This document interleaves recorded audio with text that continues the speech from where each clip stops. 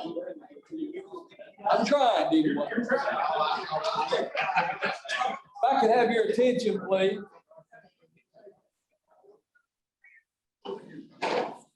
Thank you so much. I really love the fellowship, and it's good to see people talking. But I think we're a little bit past time for the meeting, so we need to get started. If you could find a seat. Thank you for everybody that's online. I'll try to remember that today. But at this time, we'll call the meeting to order. And I'm going to ask Ms. Sherry if she would call roll. Fred Bush, Andy Duggan, Dale Reagan. Here. Tanya Spears, Alan Foster. Here. James Mayberry. Here. Tim Striblin. Here. Josh Miller. Jimmy Johnson.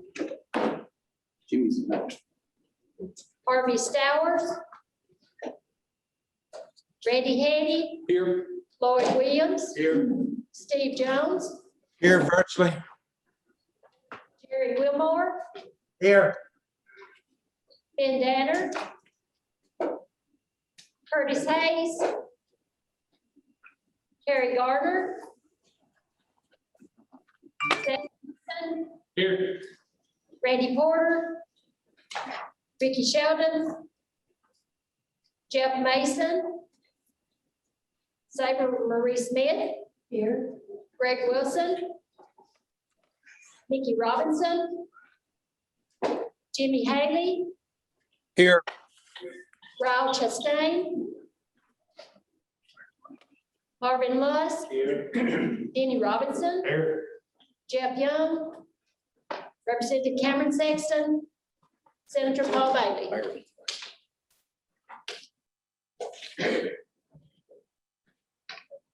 We have a quorum, right?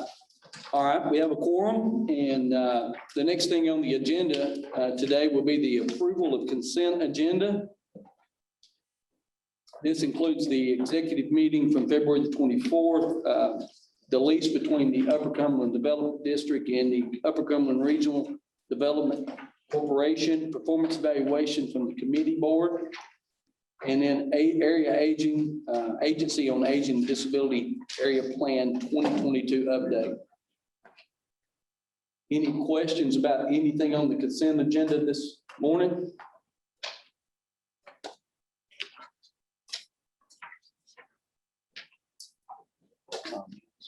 Move to approve. We got a motion to approve by Mayor Foster. I got a second by Mayor Stribling. If there's no other questions or comments, we'll ask Ms. Sherry to call roll. Dale Reagan. Yes. Alan Foster. Yes. James Mayberry. Yes. Tim Striblin. Yes. Randy Haney. Yes. Lloyd Williams. Yes. Steve Jones. Yes. Jerry Wilmore. Yes. Sam Gibson. Yes. Saber Marie Smith. Yes. Jimmy Haley. Yes. Marvin Lusk. Yes. Denny Robinson. Yes. Okay, all ayes, motion carried. I will say this, how many of you like the new book with the tabs and the way that Ms. Sherry has redone that? It's real easy to get to. You've got tabs that really help us here get to that. The next thing on the agenda will be the UCDD financial report by Ms. Ginger.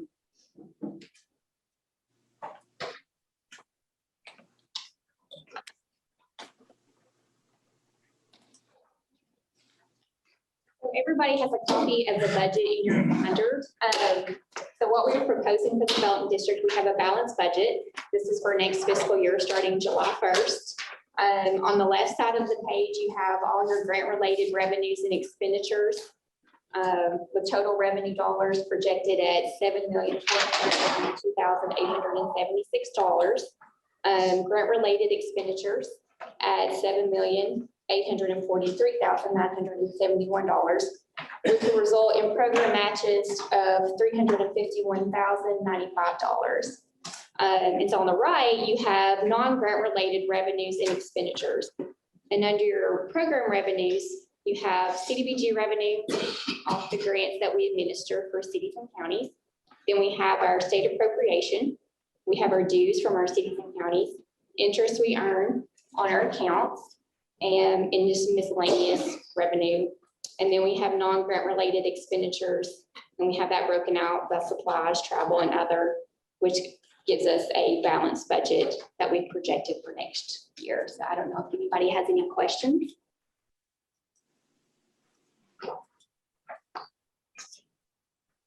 If there's anybody got any questions for Ms. Ginger? Apparently not. Thank you. Entertain a motion to approve. So moved, Mr. Chairman. Got a motion by Mayor Reagan. Got a second by Denny Wayne, Mayor Robinson. All righty. Sure, if you would call roll. Dale Reagan, Yes.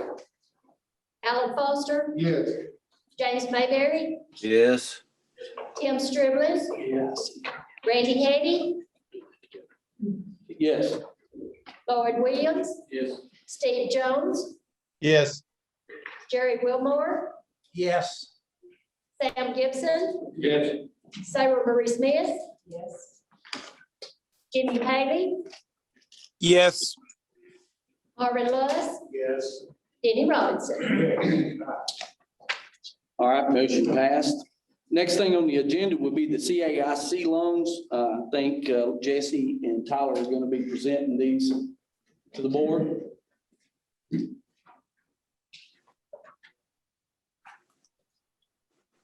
Thank you, Mr. Chairman. So we're going to start off with our only disaster loan this morning. The first loan this morning is a disaster loan. This loan, the length is 5-year term. Interest rate is 4%. It will be an in-house closing, and it includes a personal guarantee. And their first payment, they have the option to defer up to 3 months, and it comes from EDA. This loan client is Dana Lefevre's Hair Salon. It was established in 1983, and they are asking for $20,000. And it is in Baxter, Tennessee. And they are wanting the loan for working capital, additional personal protective equipment. And what that is they're wanting hand sanitizer, masks, cleaning supplies to clean the areas to help stop the spread of COVID. And you'll see in your packet in the binder, you can flip through the application and credit report, and I'll give you a couple minutes to do that so you can review it.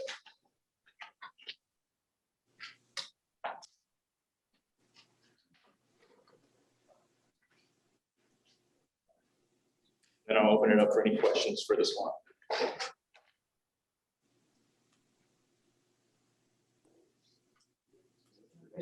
We have one employee, is that what it said? I'm sorry? It says one employee full-time, is that? One employee. Yes, ma'am. Any other questions for Jesse?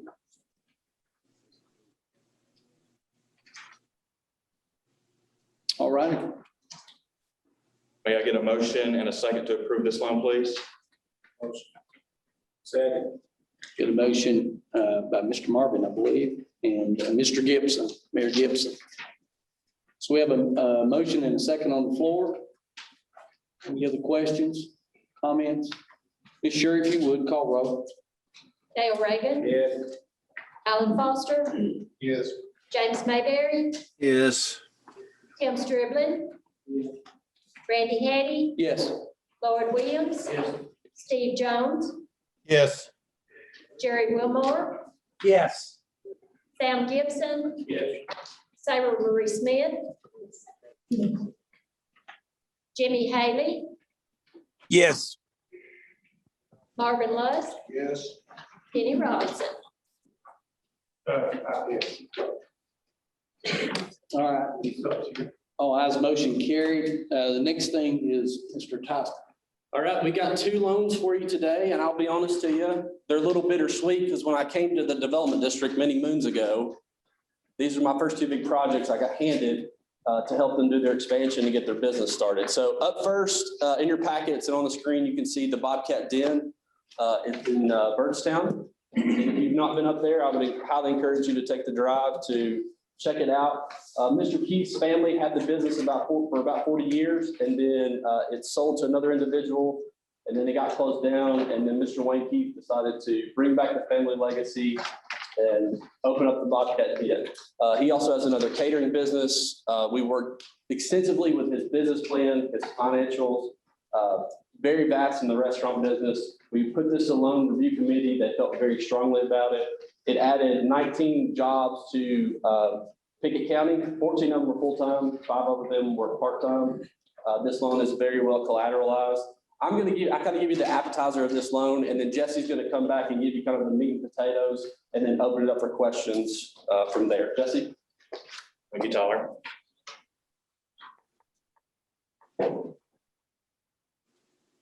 So the Bobcat Den is a family restaurant located in Birdstown.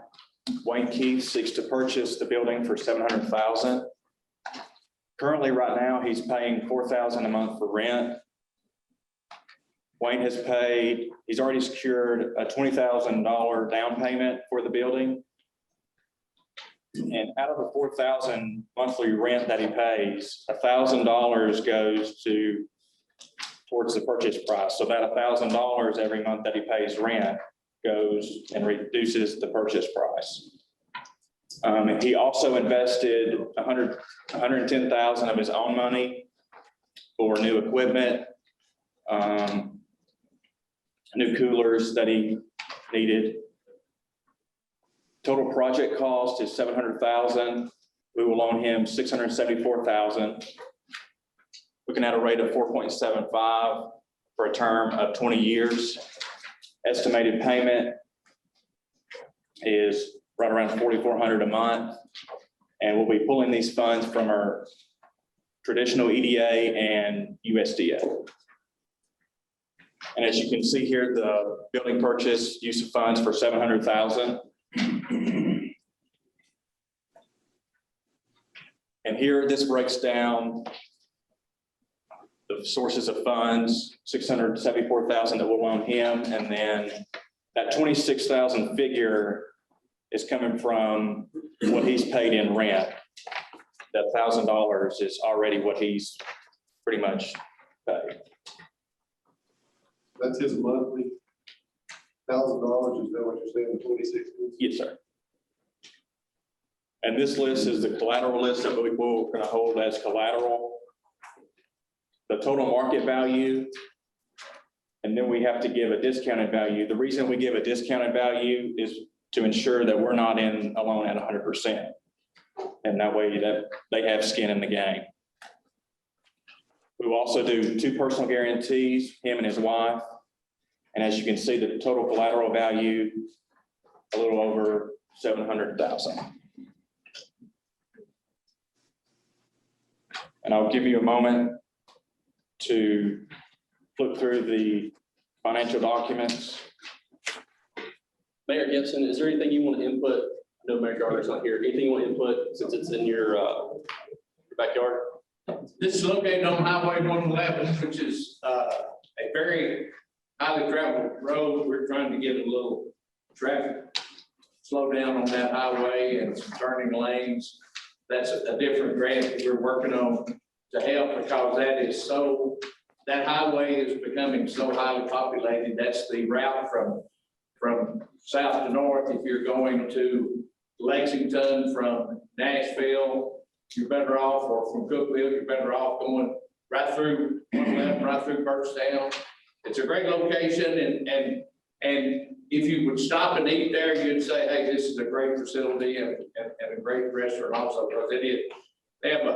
I took my family out the other night and had a super meal. We went in with an idea to order some typical food, and we ended up, had a big salad bar. We compared it to Ruby Tuesday salad bar. First time I've ever seen a ranch dressing in a big cooler with a little push button like people carry out on their trucks, you know, whenever they go out working with water cooler. You push a button and just out of the big cooler, you got your ranch dressing, because that's the most popular one. And so we had the food bar also, because it's just a little bit more to get the whole meal. And catfish, love the catfish, and there's frog legs, and I think, I haven't had frog legs in a long time. And so my daughter-in-law, I even asked her to try some too, just because she'd never tried them. And, but it is, the atmosphere in there, if you see the pictures, it is really nice. And I think, you know, he's even got the entire parking lot, the big lot there, that he's hoping to try to get maybe a save a lot or something like that to build there, because it is a big area. Not what good parking for boats or campers or whatever you have there. And the food and the service is great. So yeah, I'm big time supporter of that. So you expected 20 new employees, is that what you're saying? Correct. I have employed this daughter that's a senior, works a couple of nights a week and a few hours on the weekend. And in a couple of weeks, she makes $500 still in there. So that tells you they're doing good. He's thinking about quitting and trying to get a job. I don't think they'll hire him there. I'm afraid I'll lose him, but yeah, she makes more tips, probably he makes work for us. This did also, I think I heard you say, this went through the CA, this went through the advisory board, right? Yes. Highly recommended. Okay. They was paying 4,000 for 2 years rent, and now the payment's just gonna be 4,300. Correct. That just opened back up in September of 2020. Yeah. And part of the agreement was rent would be $4,000 a month, and 1,000 of that would go toward the purchase price. It sounds good to me. I'll make a motion to approve. Second. Got a motion by Denny Wayne to approve and a second by Mayor Reagan. Any other questions or comments about this loan? Yeah, that's just one question, I don't know. Yes, On Ms. the Sarah. liabilities, I see 800,000. Is that, am I reading that correct? Can you say that again? Their liabilities and net worth, I see 800,000 liabilities. Am I reading that correct? Please scroll down a little bit. That's before this law. That is correct. He has two other businesses that he currently running, and so that's probably where the liabilities on that balance sheet are Do we coming know from. how those businesses are doing? The catering business he has is constantly busy. I visited the site a few weeks ago. He's got some contracts very similar to what we have at HRA, but it's in the state of Kentucky. And he's got some storage facilities and some rental apartments. So that's where that liability section on the balance sheet, where those come from. I might add, we have actually dealt with Mr. Keith from our aging program in the past. He was very interested in doing our nutrition program, and he does have several contracts in Kentucky, like I said, to do basically what we do here in the Upper Cumberland. He runs a very good operation from that standpoint, and I think that his other business is a good business as well. So Just asking because I said we. It's showing $758,000 sales for the business. Pretty good. Correct. Any other questions? We do have a motion in a second. All right, we want to do these separate. yes. We've got a motion second. I'm going to ask Ms. Sherry to call roll. Dale Reagan, Yeah. Alan Foster, Yes. James Mayberry, Yes. Tim Striblin, Yeah. Randy Henny, Yes. Lloyd Williams, Yes. Steve Jones, Yes. Jerry Wilmore, Yes. Sam Gibson, Yes. Sarah Marie Smith, Yes. Jimmy Haley, Yes.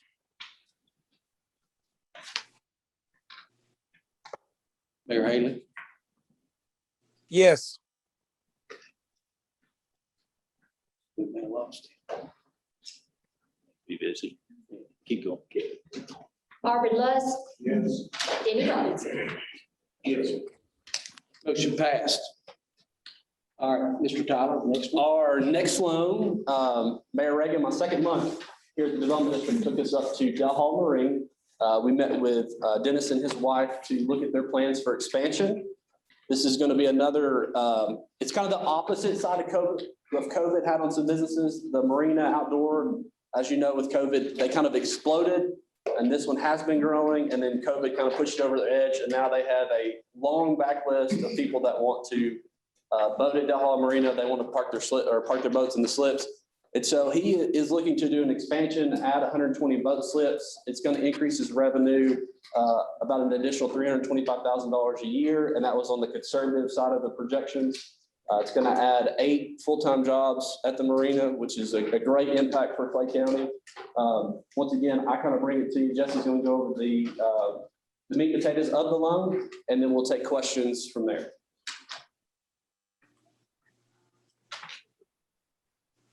Martin LLC, which owns Del Hollow Marina and Del Hollow Marina at Cedar Hill, seeks to purchase and install the 120 additional boat slips. They currently have 250 person waiting lists right now as we speak. The total project cost is 1.1 million, and we're going to loan them 950,000.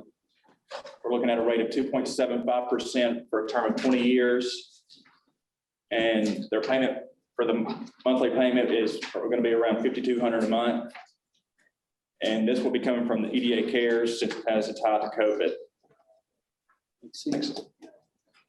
For the use of funds, they're going to be using it to add those additional 120 boat slips for the 1.1 million.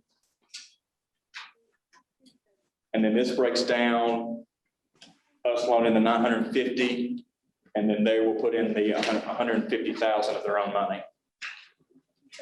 And if you don't care, Macy, can you back up the slide? Right here is where the expansion, it's hard to see in this picture, but right here, coming this way off those 2 docks is where the expansion is going to go, just to give you a visual aid. How does that create 8 new jobs? Because with the amount of boat slips they'll have to have, they'll have to have people there that will do the maintenance on all the boats, keep the slips up to date. That's what it'll create. You know how many jobs? 8.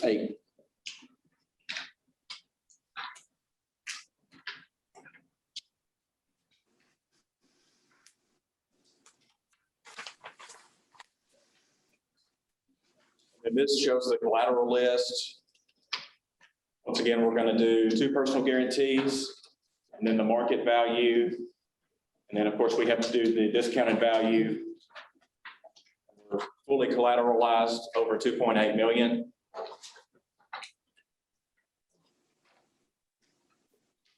I'll give you a moment to review through your packet. And while you're doing this, Mayor Reagan, do you have anything to add, seeing this is in your community? Yeah, they, Denny and them, it's a family owned. They had bought Del Hollow Marina a few years back, and they turned it around. It was well, they turned it around very successful in Cedar Hill. Got in trouble with the former owner, and they purchased it. And the day that Tyler came up there, we never got him slowed down enough before we sat down and have the meeting. They are a hardworking family and very successful. They have turned it around. It's unreal. I was up there Sunday, and they're already all the cabins and stuff they went through. They redone them, and it's really, you know, it's amazing to me what they've done in the period of time that they took that over.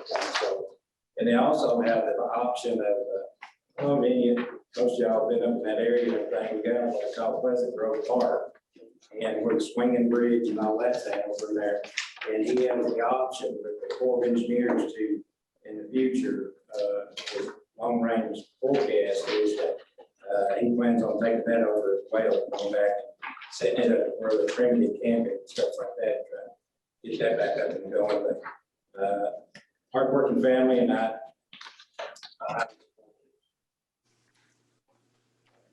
Discussion outside of these. I'm not trying to be mean to anybody, but this is not my money that I'm spending. On the Schedule K, I see net earnings loss of $638,000, and that was the liability of $1,636,000. Some of that has to do with his previously owned a business, and then they bought this one, and they sold some of the assets off to help pay down some of the liabilities on that. It was a very small, like 24-month window on those two tax returns. That's where some of those numbers come into play. So the $1,600,000 plus. Correct. That's the current. No longer liable. No, that's the current, on the current marina liability section of it. Now it's even worth more than that.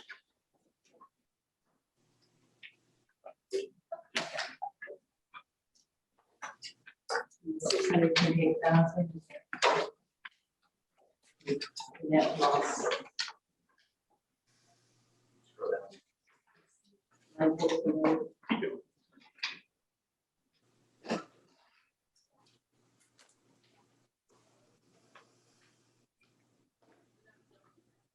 You said on the Schedule K.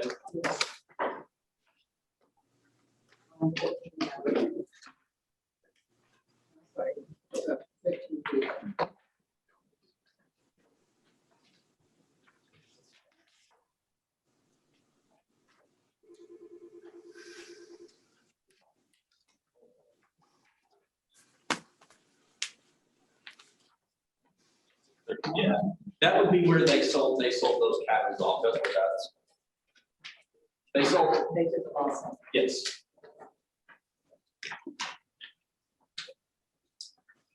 Any more questions for this long? Want to say, you can't go wrong with both sides. All the marinas have 1 or 2 year, at least 2 year waiting list. As long as they charge the rent for it, money will pay for itself. No problem. Been my experience. There are no more questions. May I get a motion and a second to approve this loan? I'll make a motion. Got a motion by Dale Reagan to approve the loan. Got a second by Mayor Foster. Any other questions? Ms. Sherry, if you would call roll. Dale Reagan, Yes. Alan Foster, Yes. James Mayberry, Yes. Tim Striblin, Yes. Randy Hattie, Yes. Lloyd Williams, Yes. Steve Jones, Yes. Jerry Wilmore, Yes. Sam Gibson, Yes. Sarah Marie Smith, Jenny Haley, Yes. Marvin Luss, Yes. Denny Robinson. Yes. Motion carried. Next on the agenda, if you would, is our resolutions. There's two of them, 21-4-1 and 21-4-2. Mr. Farley. We've got a couple banking transactions we need to take care of. The first resolution there, 21-4-1. Traditionally, we've held CDs and money markets with some of our excess funds that we have in holding. If you remember back when we were talking about our budget, we're at now about $7.8 million operating budget. And I think when I started to the development district, we were right around 6 million. So we have grown our budget. Because of that, our cash flow needs have increased as well. And all we're asking here is let us close out these CDs and money markets and roll them into our general fund so that we'll have better cash flow management. So that is resolution number 1. The second resolution has to do with our revolving loan fund, the one through the Economic Development Administration. If you remember back probably 2 meetings ago, we went through the process of requesting to defederalize that money. The federal government under the Trump administration signed legislation that allows us to defederalize that. In other words, it becomes our money. We're no longer bound to report on it or to do anything with the Economic Development Administration, which is very beneficial for us. We had 2 different accounts where we were required to have 2 different accounts at that time through the Economic Development Administration. Now that we're no longer under their guidance or their control, we won't just roll that money together into one account. So this basically be closing one account and putting both funds together. So that's what these 2 resolutions are for. Separate, or You could do them together. That's if you're in agreement. Adopt resolution number 21-4-1 and 21-4-2. Second. Got a motion by Mayor Stribling to adopt both resolutions at the same time, and I got a second by Mayor Robinson. Any other questions or comments? These both are good resolutions. Ms. Sherry, if you would call roll. Dale Reagan, Yes. Alan Foster, Yes. James Mayberry, Yes. Tim Striblin, Yes. Randy Hattie, Yes. Lloyd Williams, Yes. Steve Jones, Yes. Jerry Wilmore, Yes. Sam Gibson, Yes. Sarah Marie Smith, Jimmy Haley, Yes. Marvin Luss, Yes. Denny Robinson. Yes. Motion carried. Next thing on the agenda is Mr. Farley and program updates. Yeah, and I'm going to ask Tommy Lee to come up here just a second to help me on this one. I know we've been quite a bit of discussion about some of the federal dollars that will be coming to the cities and counties. And I know in a meeting we had with Senator Haggerty back a couple of weeks ago or 3 weeks ago, that discussion was held as well. And it was discussed whether or not you might need some assistance in administrating these funds. I will say this, I was in Nashville at a meeting on Monday, walking through the hallway and ran across our new comptroller, Jason Mumpower, and struck up a conversation, was having some talks with him, and I brought this topic up. He did tell me one of the hesitations that the state has right now is because they've received no guidance from the federal government. He basically showed me, I think there's like a one-page summary of what these funds could be used for. He did say that they're expected on Monday to receive all the full guidance from the federal government on what these funds can be spent on. So he is hoping to have that information out to you sometime next week. Now, it may not be Monday, but I think Monday is when he's expecting it. I will say this, obviously the funds are coming couple different ways. For our city mayors, those funds are coming they're coming through the state. And the state is going to administer it. And I think he said that they have hired a firm, and I'm assuming it's probably the Horn Group, to administer those funds for the cities and to handle that process. On the county side, he said the Horn Group will probably give recommendations, but if we wanted to try and assist you in administering these funds, he didn't see a problem with that.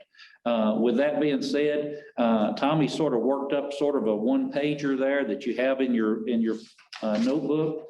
If this is something that you're interested in the development district helping you administer these funds, we just sort of would like to see sort of a show of hands. This doesn't bind you to anything, but if this is something you're interested in us sort of overseeing it like we do the CDBG grants or some similar ARC type grant, we want to offer that service to you. It may be that you have determined that you've got the capacity in-house to do that and you don't need to use us. And if that's the fact, that's fine with us as well. We're just trying to see is anybody interested in us working with that?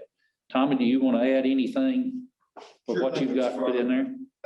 So good morning, everyone. I'll try not to take up too much of your time, but just want to briefly go over how we feel like the development district can assist our counties with the administration of these federal allocations from the American Rescue Plan. Three major areas that we feel like we can help with, and that is with compliance, with procurement, and with reporting.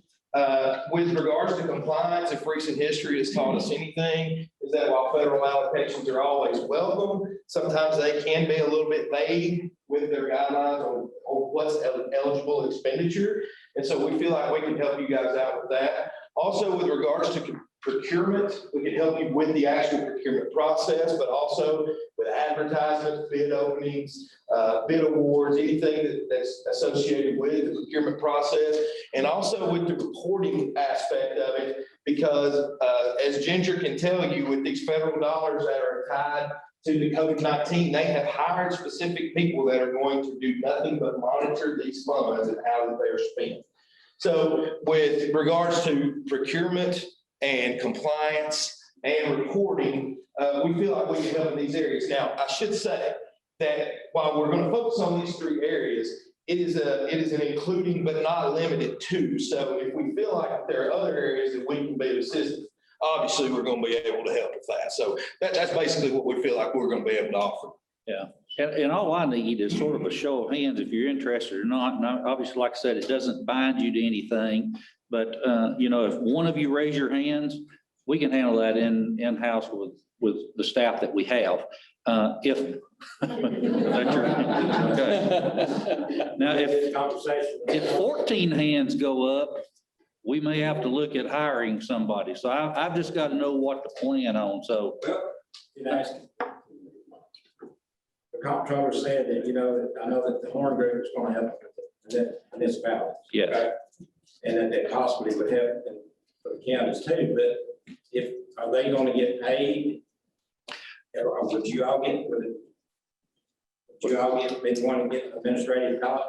If we have to hire additional staff, obviously we would need to figure out a way to get that recouped. And hopefully they will put out guidance that will allow us to recur to get paid back some of those costs. I mean, to me, it just don't make sense to go out and hire a private group to do it whenever we've got development districts that are being able to handle this. Well, they just, for whatever reason, they've chose to go that route, and they're pretty committed as far as the city's funds. What he said as far as that group, what they would do, they would also allow you to have any of the guidance that they have. They're not going to assist you in that process, but they would tell you what they felt like could be spent on, so. If I may, where I see, everybody might not agree with me, but where I see the big thing is, I know that what I'd appreciate the help is the compliance side, to make sure that I'm spending money on things that are in the guidelines. Because the last thing that we want, and I think this is where the comptroller's office is so worried about this, is that we spend money that we shouldn't have, or on things that that's not going to be compliant, then we end up having to pay that money back. And now you put your county in a financial, distress situation because you have to pay the money back. So I personally would be on board with it. I believe the procurement part of it is something that we typically can handle. Now, if counties is getting a whole lot of money, might need more help, but anyways, I'm saying, I feel like that's something I probably have, and the reporting may or may not, but the compliance, I please count me in, and know that I may need help other places too, but my hands up. I think just, Mark, I'd be in the maybe in the probably category, but I want to know some more about the guidelines. Yeah, I understand. Yeah.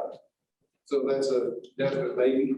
Well, once that guidance comes out, hopefully next week, and you take a look at it, we're all able to sit down and go through it. If that time you feel like you might need some help, the sooner we know that, the better off. So if that's something you think you might like for us to help you with, just let us know as soon as you make that decision. I know these are decisions that all the mayors, a lot of us talk, we need to know things about this, about state grant funds, funding and all that, because it's budget time. I mean, it's right now that you need to know this information. Hopefully it comes out at some point soon. Okay. Hopefully it is Monday. Marcus, what I can understand on this, that I'm going to speak from the city, but I think the counties probably are going to really need some help on this because there's going to be a lot of regulations with the counties. Yeah. Cities, as long as it goes to water and sewer, there's no stipulation there. And all of us, if it goes to water and sewer, we don't have any problem spending that more, so it sounds like there's not going to be a lot of question there. But it sounds like with the counties that there's going to be a lot of regulations that's come with two different ways. So they're going to have a little bit of help, need some help, because we're talking about a lot of money here. I know our county will probably need some help because of where they're going, if you don't spend it, it goes back, what you got 2024 goes back. When will the first round be here? Do you know?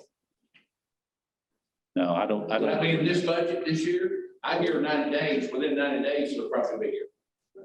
I've got some confusion because we got an email from the comptroller saying they don't know yet, and Governor we might give X amount in lieu of this money. So are we pretty sure this is coming down? He seemed to indicate that it's coming. It's just a matter of they don't know when, what the regulations are. So, you know, there's an allocated amount. There's a dollar amount for every one of you sitting around the table. Every city and every county has a dollar amount that's already been attached. So, yeah, obviously in our conversations, you know, he brought up Van Buren and Pickett, and we talked about Clay a little bit, the smaller counties as well. And he certainly saw the benefits of being able to assist that. So we'll just leave it at that. We'll wait for some further guidance. But if you decide you think you need some help, let us know as quickly as possible. And that way we can plan for that. Obviously, we're working through our budget as well. So. Count me in. Okay. Mark, excuse me, but how are these allocated, by population or business revenue or? I'm assuming it's by population because it looks like the way they break down, it's per capita based on the census count. So. Mark, I got a question. Kind of, I was a county mayor, kind of the board of directors here. How will that make the development district liable if you take, let's say Jackson County, for example? Sure. No, we help them spend their money, they're supposed to procure procedure with them and do everything, and then all of a sudden the federal government says, it does, I need it. We will not be taking your funds. We would just be helping you spend your own money. So the liability would still stay with the county. I just kind of want to get that up there. I think for somebody to think, hey, you know, federal district doesn't want to do it. We just be administered like we do a grant. We would just be helping administer If that. you don't get the grant, then there's no, but we're getting this money, the county is getting. Yeah. Or if they say, oh, you get that wrong, what happens then? Well, I don't know. That's the devil's in the details and we've not got the details yet.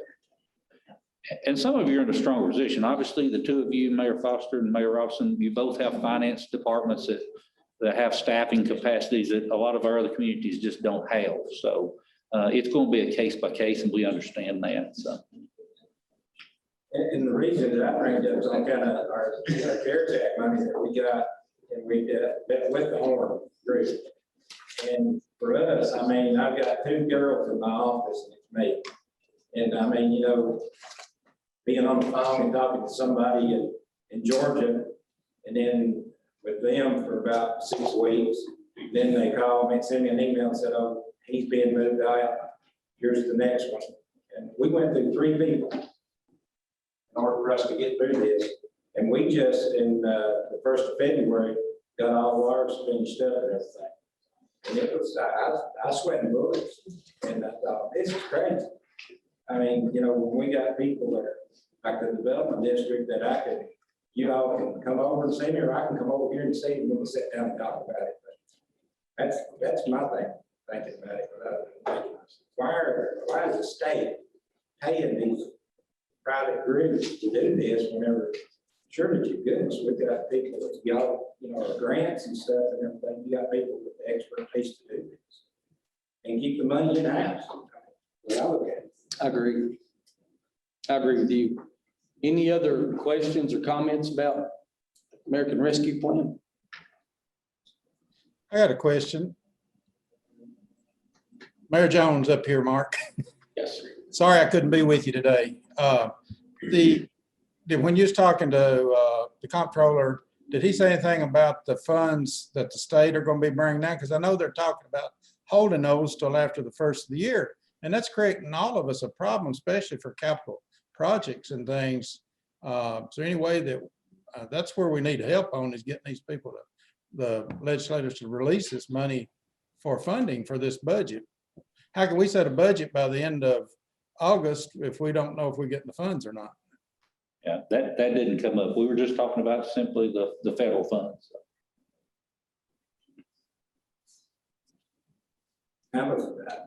I'd heard something that with the American Rescue Funds, it's coming down.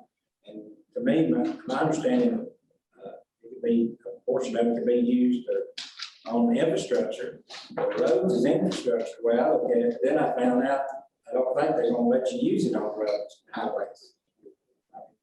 We're planning on our highway department, you know, we got problems with roads and stuff, so. I mean, what goes with that? I mean, it's infrastructure, it's infrastructure. maybe the guy, when we get the guy. Anything else? Anyone on the Zoom? All righty, Mr. Farley. I'm gonna ask Holly Williams to come just a second, update from the Area Agency on Aging and Disability on just some things COVID related, the updates, programs they've got. Thank you. Good morning. First, I want to thank you for approval of your area plan for the FY22 area plan update for next year. Appreciate that very much. Last meeting, we talked about vaccines and our involvement in assisting seniors in getting those vaccines. We've been continuing to partner with HRA's Public Transportation Department, with the Regional Health Department and some local health departments to get those vaccines to those populations. The next phase that we're moving into is assisting individuals who are considered homebound in getting the vaccine. There's a certain segment of the population that is not able to utilize public transportation, is not able to drive themselves to these locations. And our staff has started a list of individuals that we know are in that situation and will be needing somebody to come to their home to administer the vaccine for them. So I just wanted to mention this to you because if you have individuals in your communities that you know are in this particular type of situation, please refer them to our office, because we are keeping a list and we anticipate within the next couple of weeks or so being able to get a home health agency that will be going to the homes of those individuals to administer those vaccines. Questions about that? And then secondly, I've heard from a few of you and a lot of your senior center directors about when they're going to be able to reopen congregate nutrition sites. Our state office is actually getting ready to send out a survey across the state to all nutrition providers, asking for input as to preferences on how nutrition providers foresee that reopening process occurring. So I would encourage you to, if you have preferences as to how you see that happening in your county, I would encourage you to talk to your senior center directors. Most of the congregate nutrition sites are located at the senior centers in our region. So I would encourage you to share your thoughts with them about that. And then once these surveys are compiled by the state office, they will be issuing guidance to all of the area agencies on aging across the state as to how they want us to implement that reopening of those centers. At this point, we have 8 of our 19 senior centers that have reopened. They've all really reopened on just a limited basis. And Miss Barbara's here from Jackson County, and they just recently reopened on a limited basis themselves. We do have a few that are looking at reopening in May. So it's occurring gradually, but each center or each county is just able to make that decision as to how they foresee that in the best interest of their particular area. Okay. Any questions about either of those? All right. Thank you so much. All right, next in the agenda would be the executive director's report. All right, just 2 things I've got on my list, and one I'm very excited about. We're very excited. We've got a good announcement at the Development District for our meeting here, and we have a big announcement for our HRA meeting that's going to follow here in just a few minutes. But obviously, we've got Glenn Says back in the back that heads up our substance abuse solutions team at UCHRA, and we've been working very closely with a couple of federal agencies, and one federal and one state agency. And we're excited to announce that we have received an Appalachian Region Commission Inspire grant. Total amount of the grant is around $500,000. You know, a lot of that's in-kind work to be done by certain agencies here locally. So we're going to be receiving almost $300,000 from ARC to implement a recovery to work program, where we'll be hiring somebody to serve in the region, helping individuals come out of recovery and get gainfully employed, and hopefully work with them for a period of 2 years. So we're very excited about that program, getting to implement that. And I'll save the other big announcement for our my next executive director report here in just a few minutes. But we're very excited about that. Glenn's team is doing great work. We didn't have an idea what would be involved when we started in the substance abuse world. Glenn, we're at 300 and how many? 365. 365 individuals in our region that we have helped in the last year get into recovery, out of recovery, into the services they need. So we're very excited about the work that's being done there. Obviously, the need is great. Good job. Yeah.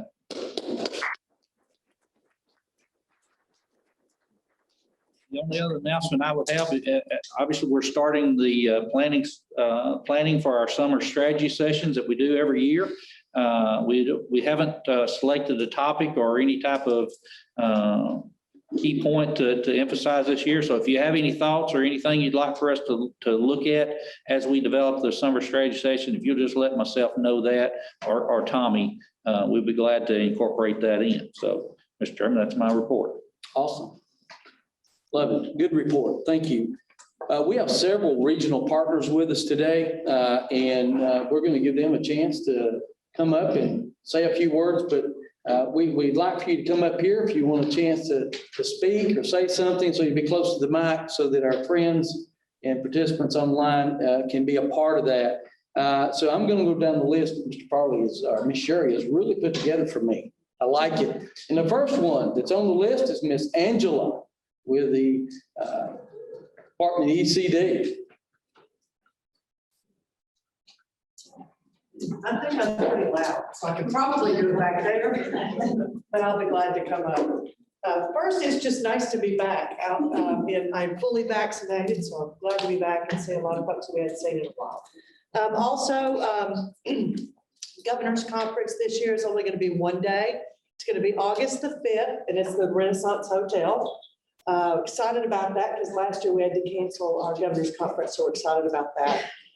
And also the RFIs are coming in, request for information and request for proposals. They're coming in, they're steady. And so just watch your emails. If you're not getting them, let us know. Cody and I are here to help you get back out, starting to see existing businesses or look for new industry come to town. So thanks. Good to see everybody. If you need me, let me know. Thank you, Miss Angela. Thank you. Awesome. Next, I don't see Miss Jessie Campbell here with us or online, but Miss Tara is with the Department of TDEC. So Miss Tara, you got to say a few words? Can you hear me? Good. All right. Hey, everybody. Just wanted to say, happy Earth Day. Earth Day is tomorrow. So hopefully you guys are doing something in your communities to celebrate, whether it be recycling or maybe participating in our prescription drug take back events, which are happening over the weekend. TDEC's a part in that. Happy to partner with local sheriff's departments and police departments on that effort. So no real big updates. Just wanted to thank everybody for being there and for celebrating Earth Day if you can. And that's my electric vehicle behind me. So we've been doing a big push with electric vehicles, as Angela and some of the other folks know. Tennessee is kind of on the forefront of this electric vehicle revolution with 3 manufacturers now of electric vehicles in Tennessee. So it's a pretty exciting time. All righty. Thank you, Ms. Tara. And next is Congressman Rose's office. I know we have Miss Rebecca here. I seen her come in. It's good to be with you guys in person, but I wanted to bring Miss Jenny Spurlock. We'll make sure you're in the camera. Jenny Spurlock is our new caseworker. Bonnie Warren went to work with Senator Haggerty and Tanner. And so we have Jenny in the office. She's hit the ground running. She's doing a lot of casework. She can help our constituents with all kinds of issues. She's had some great successes starting out with passports, which had been on the slow track. We're seeing some good success there. So if there's anything Jenny can do for you casework wise, or if you need us for anything, please give us a call. Our number at the office is 931-854-9430. Thank you. Thank you all. Thank you. Thank you. All right, I don't think we have anybody from Congressman Deschler, do we? Ms. Pond's here. Ms. Pond, would you like to come? Thank you.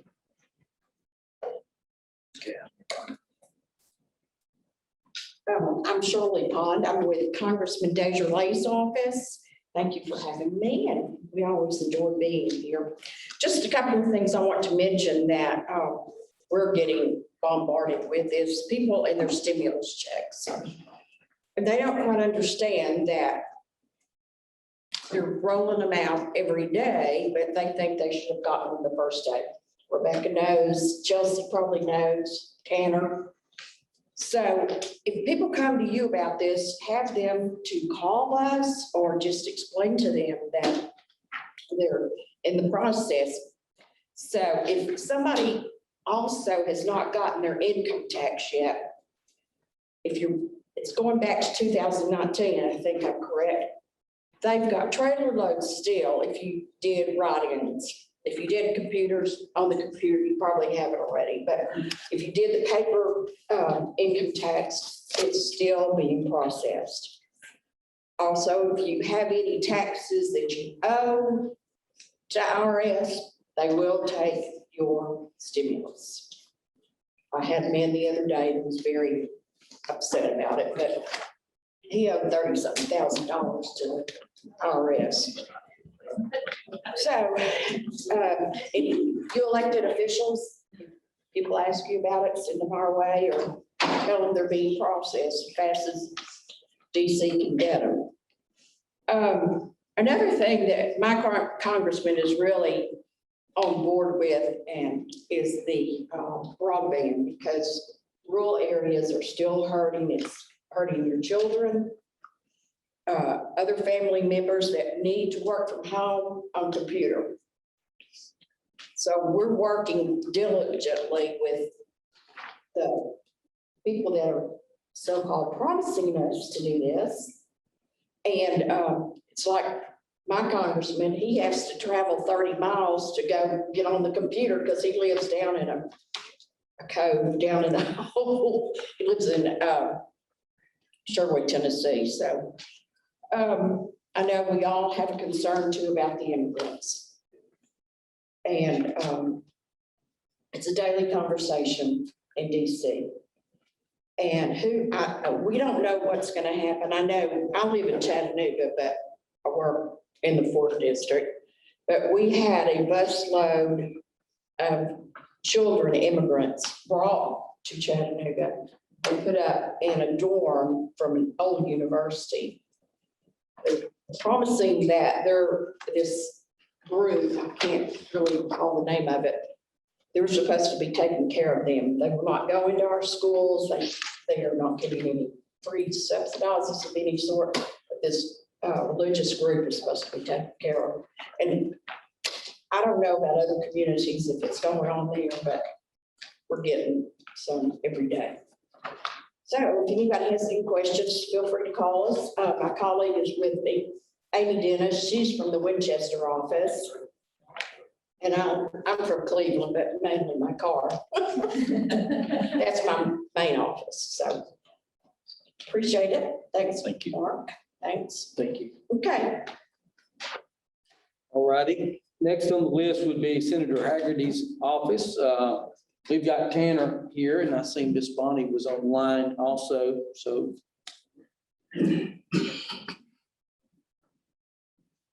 Thank you all for having me here today and letting me partake in these meetings. It's been a great few months getting out in the Upper Cumberland. As you guys know, our office covers the same 14 counties that the Development District also holds in the Upper Cumberland region. So I've got around to most of the counties by now, and so it's been my pleasure to get out and to meet with most of you elected officials, members of the community, and just trying to be a resource for what we can be in this region. Bonnie Warren, as you can see on the screen there, is doing our casework for us. We've had pretty active case workload, and our physical office is still under renovations and will be for the time being, but we're looking forward to being in Cookeville. And as some of you guys know, Senator Haggerty had the chance a couple weeks ago to come host a roundtable with 9 out of the 14 county mayors from the region at the Putnam Chamber. Thanks to Amy New for letting us use her facilities. And so we heard a lot from the different counties in the Upper Cumberland during that time. We were also joined by Director Farley and Tyler Asher with the small business also. It was a great chance to hear the issues that are important. As far as the county money, as we've already discussed today, we've pressed the Department of Treasury, but have had no luck getting details on that, but hopefully that's going to be coming down next week. So my main goal is to be a bigger resource as possible for the people in this room, in this community. Senator Haggerty wants a strong presence in the Upper Cumberland, and that's why he was the first senator to put a dedicated office here. And so my goal is to be as big a resource as I can for getting whatever help you guys need done federally. And so thank you guys for having me here today, and I hope to continue to be as best a service as I can. Thank you. Thank you, Tanner. Next is Senator Blackburn's office, and I think Chelsea and Jay are both here, so I don't know which one wants to take the lead. I think we'll tag team.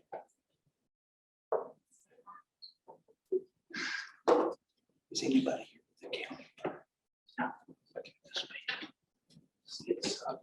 except for Well, hello. I'll introduce myself to anybody who I haven't had the pleasure to meet yet. I'm Chelsea Ivins.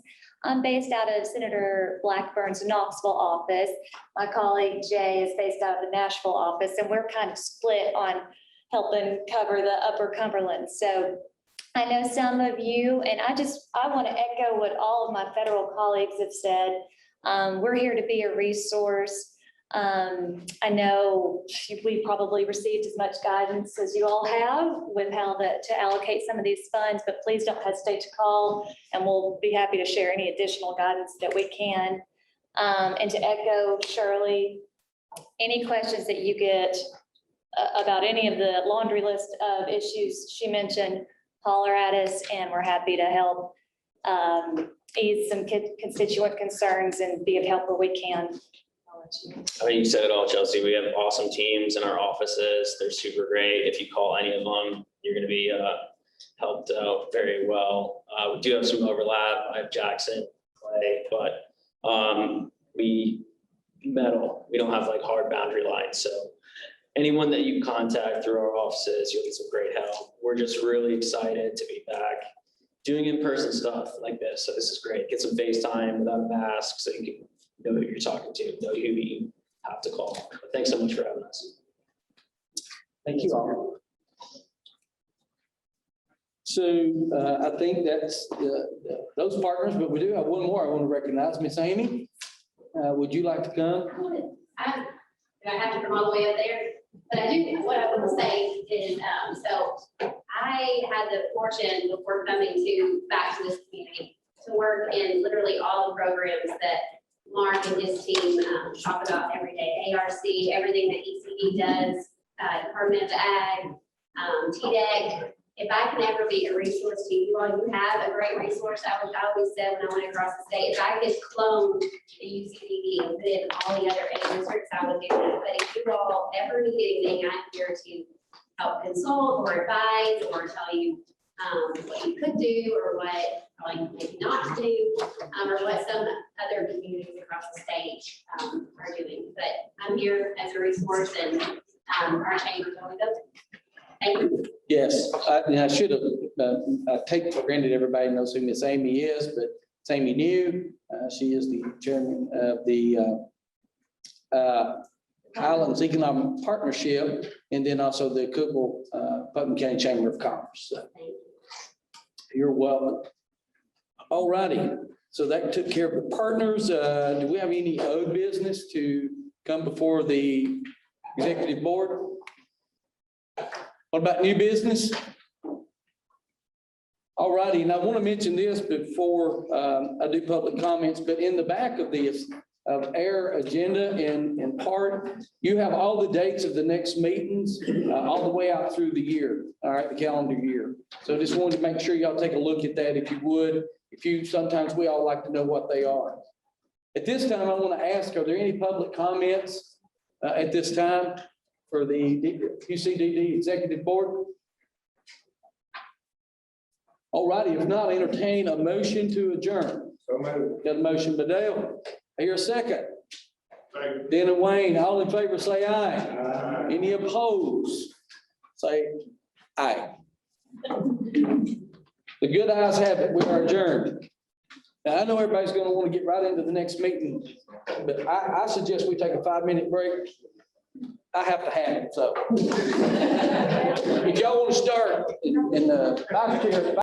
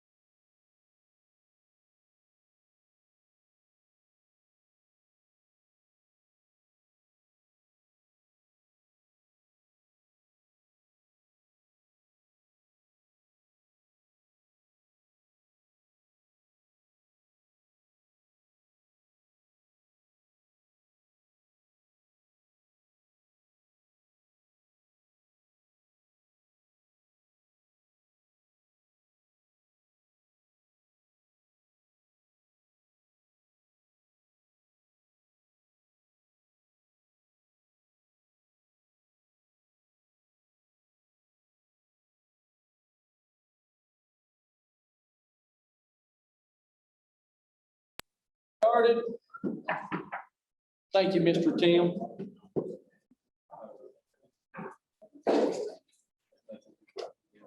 If I get everybody to take a seat, we'll get started again. My agenda out.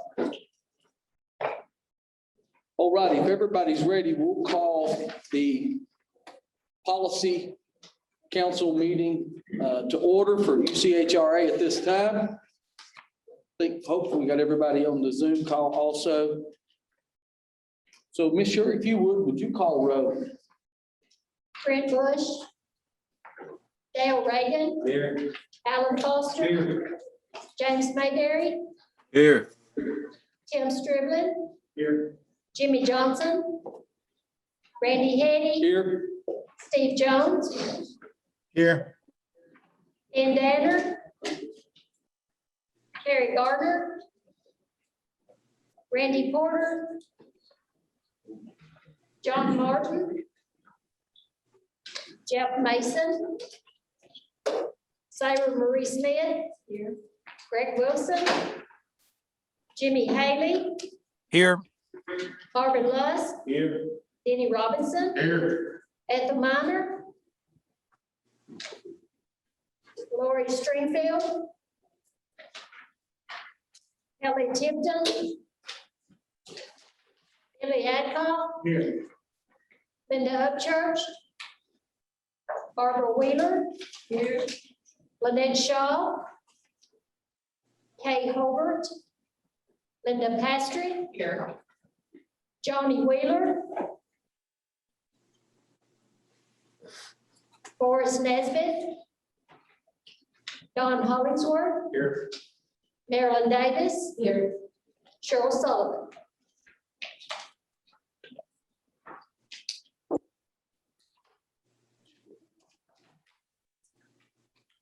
All right, we have a quorum. So the first thing on the agenda, or the next thing on the agenda would be the approval of consent agenda. This would be the policy council meeting minutes from February 24th, performance evaluation of the executive director committee report, whistleblower policy. I can let Mr. Farley do more on that, and then the statutory bond for the chairman. Motion to approve. I got a motion to approve by Alan, second by Miss Sarah Marie Smith. Any questions about the consent agenda? All righty, Ms. Sherry, call roll. Dale Reagan. Yes. Alan Foster. Yes. James Mayberry. Yes. Tim Striblin. Yes. Randy Henny. Yes. Steve Jones. Yes. Sarah Marie Smith. Yes. Jimmy Haley. Yes. Marvin Lusk. Yes. Denny Robinson. Yes. Billy Adcock. Barbara Wheeler. Yes. Linda Pastrick. Yes. Don Hollingsworth. Yes. Marilyn Dax. Yes. All right, motion carried. Next is financial report. Ms. Ginger?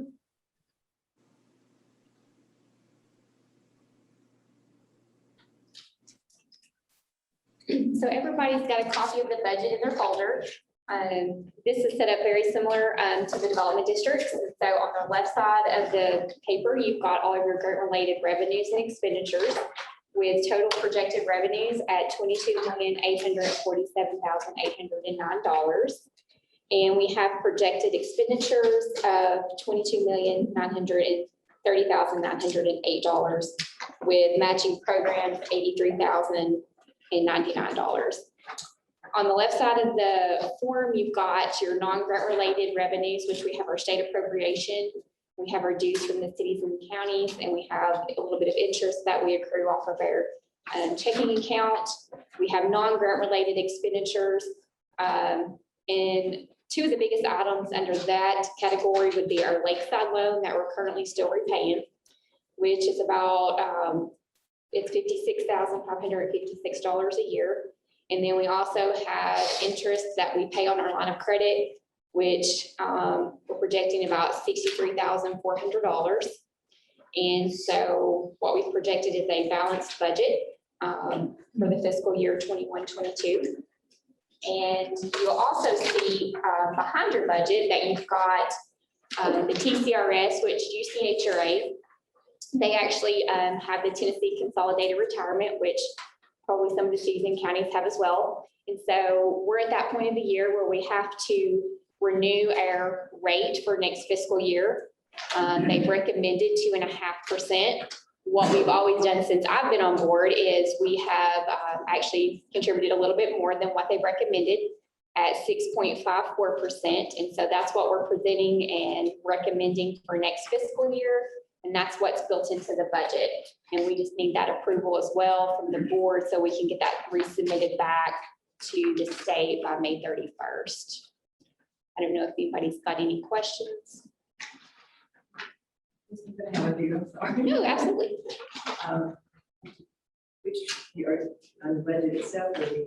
Either one, just, yes. Just because I don't know, under our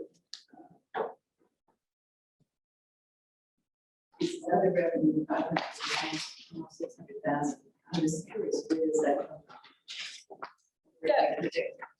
The other revenue, so we have several types of revenue. We've got our federal grant revenues, we have our state grant revenues, and then we have contracted revenues, which is like with TDOT, like they contract with they have 10-care rides. And then when they have the fares, which is what the citizens pay when they ride the transportation. And then we have other, which is like our fee for service programs. And so that would be like our choices program, our residential programs, and so those types of things. And then on our line of credit loan, how much is the actual line of that?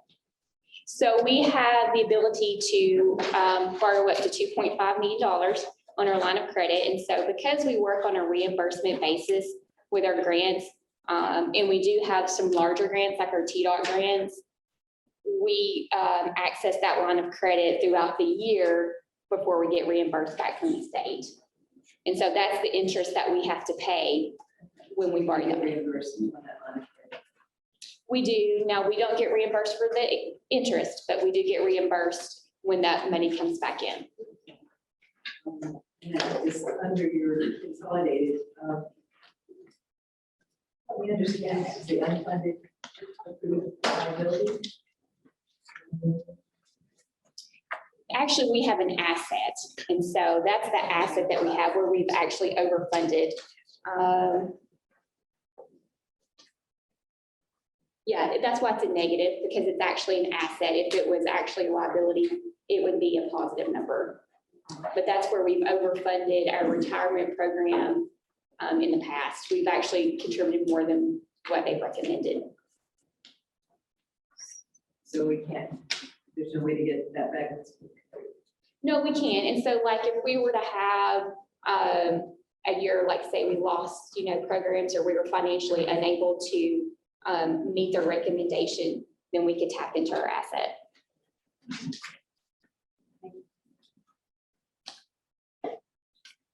Any other questions from Ms. Ginger on the financial report or the TCRS certification?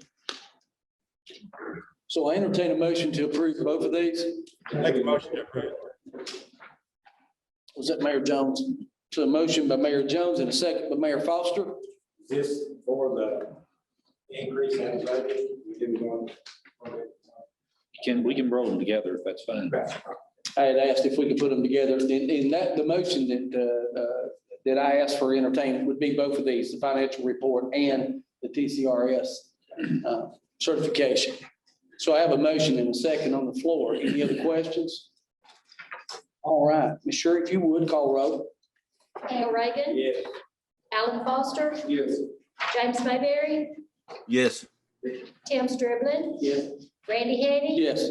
Steve Jones. Yes. Sarah Marie Smith. Yes. Emmy Haley.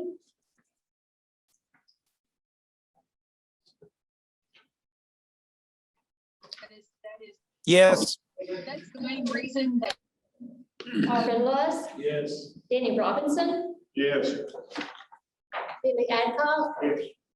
Barbara Wheeler. Yes. Linda Pastrick. Yes. Don Hollingsworth. Yes. Marilyn Davis. Yes. All right, motion passed. Next thing is the Van Buren Head Start, Van Buren County Head Start report. Yeah, there's quite a few things listed under this, and I'll go through those.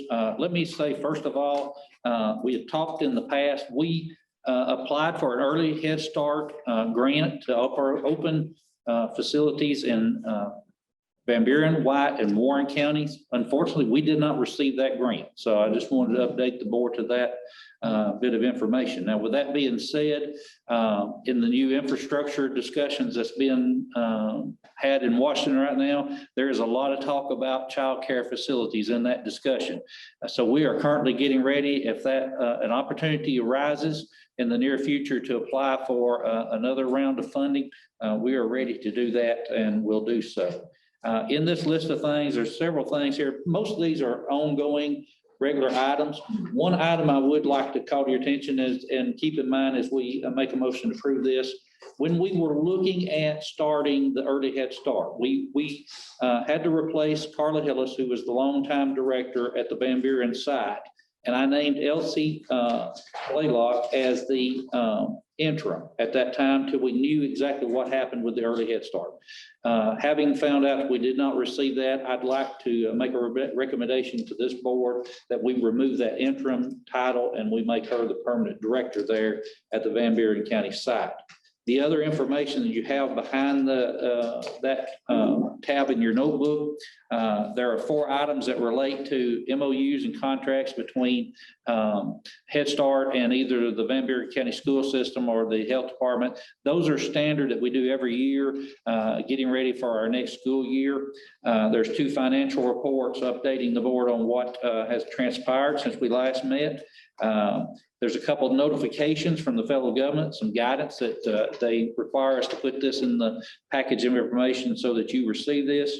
There's some outcome reports, 2 outcome reports, our COLA, our cost of living increase that's in our budget. And then we added, since we sent the packet out, we added 3 other items that all relate to a grant that we received a notice of this week. We want to go ahead and get that in the agenda so we can get that approved, because the grant that we just received has to be spent by June 30th of this year. So, and that's a grant in the amount of $15,000 to put a new marquee sign up in front of our Head Start facility. So that is the Head Start report. Be glad to answer any questions. Any questions for Mr. Farley? Approve Ms. Ellison, she's done a good job. She has done an excellent job. We're very pleased with the job. Thank you. If there's no, if there's not any other questions, I entertain a motion to approve the director's report. I'll make a motion, any coded that you wanted to make the interim title off, I'll make that motion. Got a motion. To approve the report. Got a motion by Mayor Stribling, second by Mr. Hollingsworth. All righty. If you would, call roll, Ms. Sherry, on that one. Dale Reagan, Yes. Alan Foster, Yes. James Mayberry, Yes. Tim Striblin, Yes. Randy Henny. Yes. Steve Jones, Yes. Sarah Marie Smith, Yes. Jimmy Haley, People moving and feel welcome. That sounds like yes. It did. Yes. Marvin Lewis, Yes. Eddie Robinson, Yes. Billy Adcock, Barbara Wheeler, Linda Pastrick, Yes. Don Hollingsworth, Yes. Marilyn Davis. Yes. All right, motion carried. Next thing is the Community Services Block Grant update by Ms. Linnell. Hello, in your tabs under CSBG report, you will find the overview for Q2 for services out of the Community Services Department through our local counties. You'll also see year-to-date progress with our case management programs. So just wanted to talk and look at that. You can see that during our second quarter, going off of that federal fiscal year, we served 2,906 households in our county. So we're very pleased with that.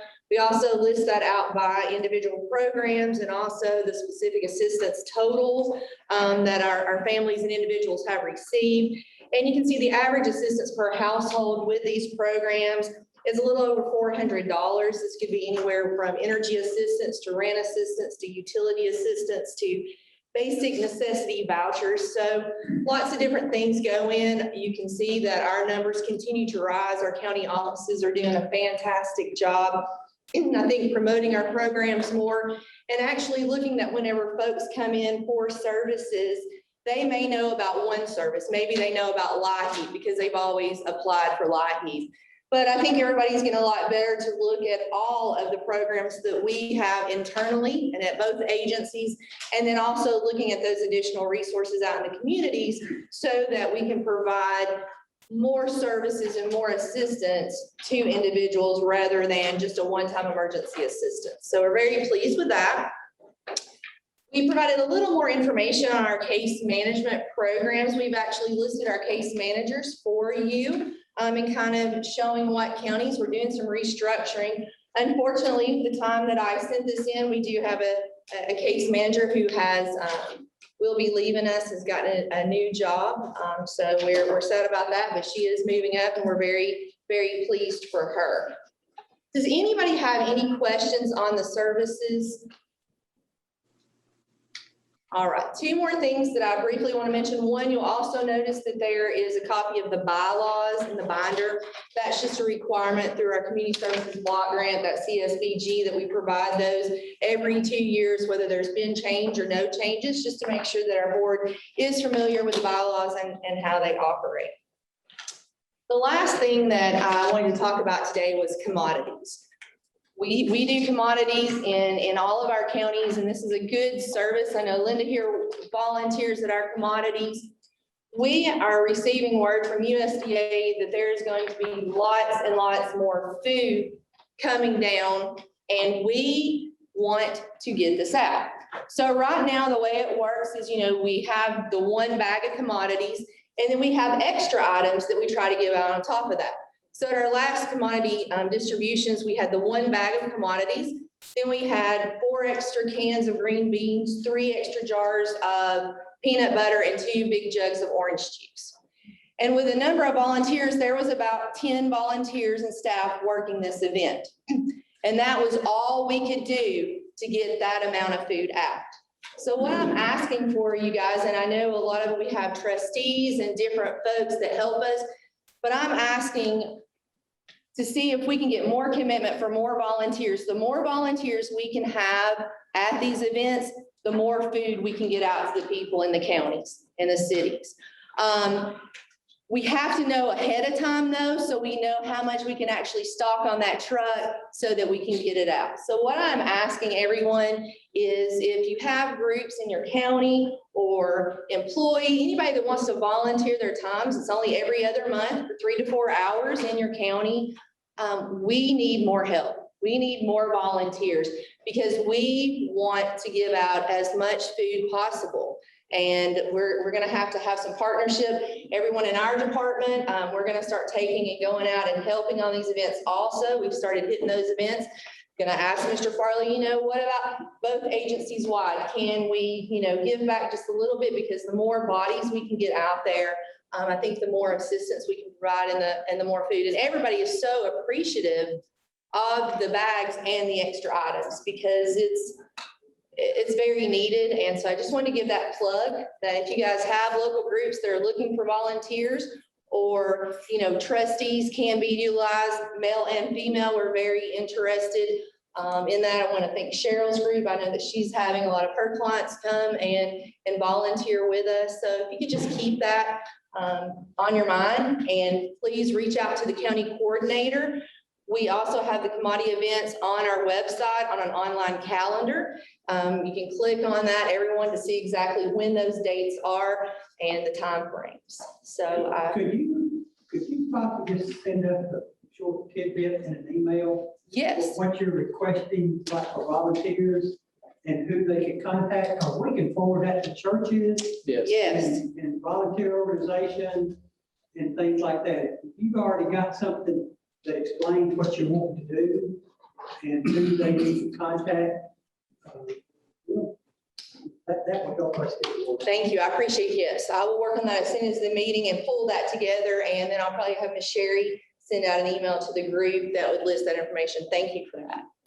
And if you could give us, I'll jump on Mayor Stribling, back what he said. I mean, if you can give us a request about a week before, that would be hugely helpful. I've got 2 or 3 groups I know that would help hand out food, but sometimes I know a day ahead of time and I can't Yes. coordinate that, but a week ahead I can. Okay. So, and definitely make sure the trustees are there. I know they normally help anyway. Yes, they do. The media, newspaper, we've got a great radio station in the county, so. Okay, yes, and willing to talk, you know, if you have any local radio stations or anything that would like a plug or would like to do an interview to talk about that specifically for your county, I'm more than happy to do that. Now, when do you need to know how many volunteers we have in order to get additional food, like a week before? So, yeah, probably about the week before. I know they load the truck the day before the event, try to get that so that they're not having to load so early. Some of it is in that morning. So yes, if we can get about a week before, I think that would truly help us be able to step this up and get more food in the hands of folks. They get so excited over the extra items. They want to know what's extra for today. And so we would really like to blow everybody's mind and really load those carts down. Now, Jeff Wallen, who oversees our commodities, he likes to try to give everything to every county, the same thing, so that, you know, if people are talking from Pickett versus Clay or to over and well, I didn't get that. But I told him it's really going to depend on the number of volunteers we have in that county, because if I can get, 20 volunteers for that county, then we're going to give out as much food as we can, and hopefully other counties can start getting those too. Pretty well the same time every month in each county. Yes, sir. And I'll make sure to put that calendar in with this email so that you guys would have that. Yeah, that'd be good. All right. Thank you guys so much. Thank you. Thank you, Ms. Linnell. All righty, next thing is the program updates by Director Farley. I'm gonna ask Holly Montu to come just update on a couple little things she's been working on, and so you'll be aware of that. Good morning. Thank you, Mr. Farley, Mr. Chairman. Oh, ladies and gentlemen, just a few brief updates, as Mr. Farley said. Even at the height of the pandemic, our transit operators still performed over 8,000 trips monthly. And I'm happy to say that last month that number increased to over 19,000, which is a great improvement. However, it's still 18% lower than our COVID numbers were previously. So we're looking for that to increase, but just wanted to give you a brief update on where we are there. Along with many others, we are hiring. So transit operators are especially needed in Pickett and Macon counties. So if you have anyone interested and willing, we'd love to talk to them. We are in the process of expanding our My Ride volunteer transportation program into Warren County and are currently recruiting volunteers. With the senior center opening back up, we hope to have that kickoff plan soon. We set a target date of mid-June for our entire fleet to have the wheelchair safety bars installed. We are currently at 70%, so we'll definitely be able to beat that goal we've set. Very proud for that. And finally, we've spent the last several weeks working closely with Uber Technologies to design our on-demand service, which is going to be Pickup UC. That service will be implemented later this summer. We are very excited for this partnership, which is unique to the state because normally these type of partnerships are more with urban areas such as Nashville and Memphis. But once this is operational, Cookeville area riders will be able to request a UCHRA trip through the Uber app. So if you're sitting in the middle of Cookeville and you and a group want to go grab some lunch and don't want to fool with the traffic, just click that Uber app and pick up UC by UCHRA will be an option. We're really excited for that one. And we see the success of this program being a large step in our preparation for the changes that our transit system is going to experience if and when Cookeville receives that small urban designation. So a lot of fun things happening, and hope you guys will definitely participate in Uber at some point. So any questions? That Uber app, does that work like everywhere? Just like in it will work in the, in Cookeville right now. We are piloting Cookeville, but hopefully if it succeeds, we would love to push it out. Thank you. Thank you, Ms. Hall. Thing else? No, That's it. Next on the agenda is the executive director's report. Okay, I'll try and be fast. There are a few announcements I need to make mention of. Somebody alluded to Cheryl previously. We're very excited that our community corrections program is going to be staying with us longer.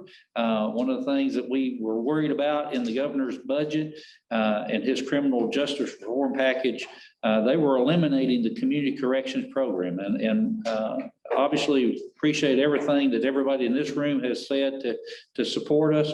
A big thanks goes to our judges and our DAs and those individuals. They had a big say in that as well, and we appreciate them backing us up. So, and it wasn't just us, this was being eliminated statewide. But that has been restored back in the governor's budget, and we are continuing on. I know we've had some discussions. Our community corrections program does not serve all 14. We serve the 13th and the 31st districts, and we are still and going to continue trying to see if we can get that in the 15th judicial district as well, which would be Macon and Jackson, along with Trousdale, and Smith is in there as well, and Wilson County. So it would cover a couple outside of our region. I mentioned earlier about our ARC grant for a recovery to work coordinator doing work with substance abuse. And I alluded to another grant. Lynn says we're going to have to give him another round of applause. He went out and was able to secure a $900,000 THDA grant to do emergency and transitional housing that we have for the next year. So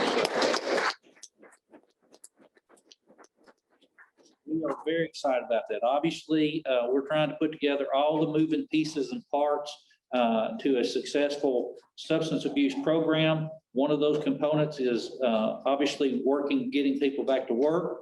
Housing is a component. We also have a component we're filling with TDOT through a mobility manager position that was given to us to do that as well. Glenn, do you have just a word you'd like to say? Very quickly, yes. Chance to get on camera, I'll be over here. We're very excited about this grant. One of the things that we have been struggling with for the last year is getting outside of just Cookeville and Putnam County.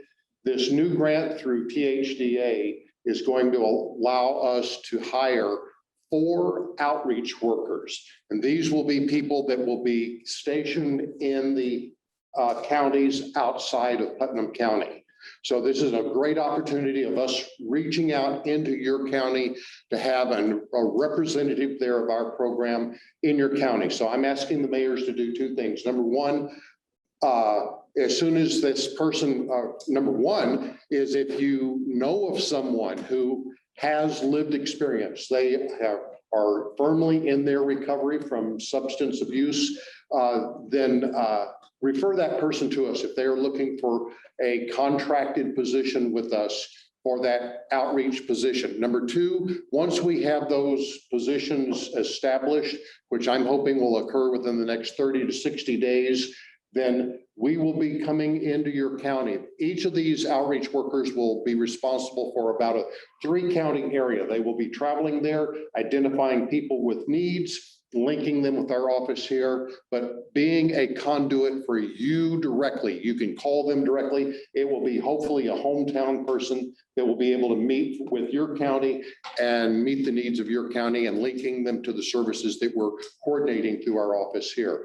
We're excited about finally getting out and really being in your county. So that person will be contacting you, or I will be contacting you about a meeting with each of the mayors to really let you know how we're going to work together. Any questions, please get a hold of me. Thank you, Glenn. Yeah. Last 2 things that I want to bring up. I know a group of the mayors have asked us to consider putting on, and we've never developed a better title than a boot camp day, to where we can invite you in along with your key staff, maybe an administrative assistant, somebody in your office, or somebody associated to either the county or a city that would like to come with you to learn about our programs. And what we want to do is just take a day to go through and lay out what all we do and help you understand how you can help your citizens make sure they receive all the benefits that they are entitled to. And that would be open not only to our mayors, but also our policy council members, anybody, and we may reach out obviously to our federal delegation as well and see if they'd be interested in being a part of that also. The biggest thing we've got now, we're trying to set a date. I've got 3 dates. One's a Wednesday, one's a Thursday, one's a Friday in the month of May. If you can look at your calendars right quick and see which one would work best. It's May 19th, 20th, or 21st. We can make any of those 3 days work. Obviously, Wednesday, or Thursday, or Friday. Is there a day that works better?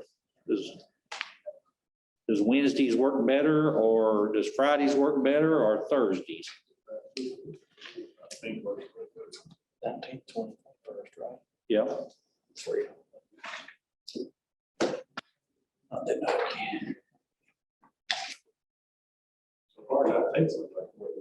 19th, Wednesday, the 19th. I'm good. It's a good day for me. It'd be all day. We'd probably start about 9 o'clock and wind up about 3:30. So if you will, we will be sending out a save the date for Wednesday, May 19th. And like I said, it'll be an all-day event. And we'll just go through all of our programs and please, we'll try and figure out who all's coming, but don't hesitate. If you've got somebody in your community that you think would be very beneficial to be here, we'd love to have them. So with that being said, I got one other thing. We've talked about this a little bit in the past. The legislature has been looking at our board structure. After we went through the sunset review, there was a bill that allowed us to be a part of it, but the comptrollers and the General Assembly have crafted a bill to change the structure of our boards just a little bit. And basically what it is going to shrink the size of the ones that's actually responsible for doing all the work. So it looks like it's on target. It's passing most of all the committees. I think it's pretty much a done deal at this point in time, and they're expecting the governor to sign it in May. So what I've asked the chairman if he would allow us to do is at some point in the next month and a half prior to our next board meeting, we will try and convene a steering committee, our steering committee A, to come together. We'll also obviously include Danny Rader, our attorney, and let Chairman Hetty head this up, and we will go through and try to align our bylaws to what the new state statute is going to say. So I don't know if we need to act on that or anything, but that's that agreement to call committee A bid. Yes. Okay. I'm good with that. All right. Does anybody have any objections to that? We had talked about this last week, thought this was the best course of action. So kind of excited about it. Anything else? Nope, that's all I've got. All right, we got any old business to take care of today? Any new business? What about public comments? Any public comments? Then we doing check marks there. Yep. All right, if there will not be any public comments, entertain a motion to adjourn. Got one by DW and Mr. Allen over there, first and second. All in favor, say aye. Aye. Anybody opposed, likewise, say aye. All right, the good ayes have it. We are adjourned. We're going to move right on in to the executive committee of the UCHRA. We're not going to hesitate. We're going to jump right in. Ms. Shuri, I'm going to call the meeting to order and ask you to call roll. Brett Bush, Andy Duggan, Dale Reagan, Here. Tanya Spears, Alan Foster, Here. James Mayberry, Here. Here. He's on there. Tim Strickland, Here. Josh Miller, Jimmy Johnson, Harvey Stowers, Randy Hetty, Here. Lloyd Williams, Here. Steve Jones, Here. He's here. Jared Wilmore, He left. Ben Danner, Curtis Hayes, Terry Garner, Sam Gibson, Randy Porter, Ricky Sheldon, Jeff Mason, Sarah Marie Smith, Greg Wilson, Vicki Robinson, Jimmy Haley, Here. Raul Chastain, Marvin Luss, Denny Robinson, Jeff Young, Representative Cameron Sexton, Senator Paul Bailey. Anybody in the hall? Mayor Gibson. Huh? Mayor Gibson. Is he leave? Mayor Gibson leave too? I don't think so. No, we'll just hold this to our next meeting and prove everything at the next board meeting. So, We do not have a quorum. And so. We got 10. 12. I don't think, is Jerry Wilmore, is he still with Steve? He left. See, we missed him. We only have 10, we're too shy.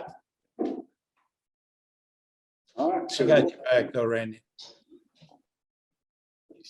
I don't know. There's nothing we can hold till our next and just ratify at our next board meeting. Okay, So so Mr. Farley is saying we'll just have to ratify this at our next board meeting, and this will be the first thing on the business is what it'll be. That's all we can do. All righty. I will quickly entertain a motion to adjourn. Or Ken, I don't have enough to open. We're done. That was easy. Easy peasy.